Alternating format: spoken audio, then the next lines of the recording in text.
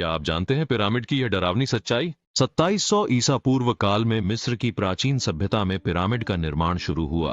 तीसरे राजवंश के राजा जोसेर की मृत्यु के बाद वास्तुकार इम्होटेप ने राजा जोसेर के लिए विशाल पत्थर का स्मारक पहला पिरामिड बनाया।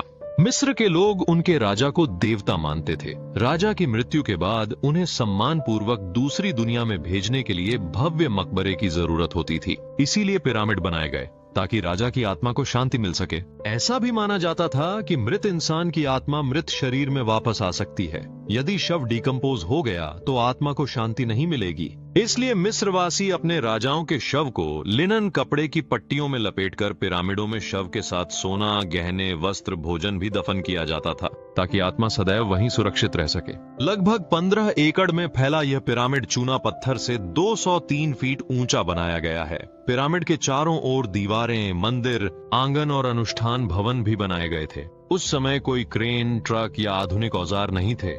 सब कुछ मानव शक्ति, रस्सियों, लकड़ी के रोलर और ढलान से किया जाता था। शोधकर्ताओं के अनुसार पिरामिड बनाने में 10,000 से लेकर 20,000 तक मजदूर और कलाकारों ने काम किया होगा और इसे बनाने में लगभग 15 से 20 साल का समय लगा होगा। पिरामिड के नीचे लगभग 5.7 किलोमीटर लंबी सुरंगों और कमरों का नेटवर्क है। ये सुरंगें राजा के शव को सुरक्षित रखने, धार्मिक अनुष्ठानों और कब्र से जुड़ी वस्तुओं को रखने के लिए बनाई गई थी। शव के साथ गहने और सोना चुराने से बचाने के लिए पिरामिड के अंदर कई नकली दरवाजे और जालीदार सुरंगें बनाई गई थीं। यह चोरों को भ्रमित करने के लिए था ताकि चोर असली समाधि तक न पहुंच सकें।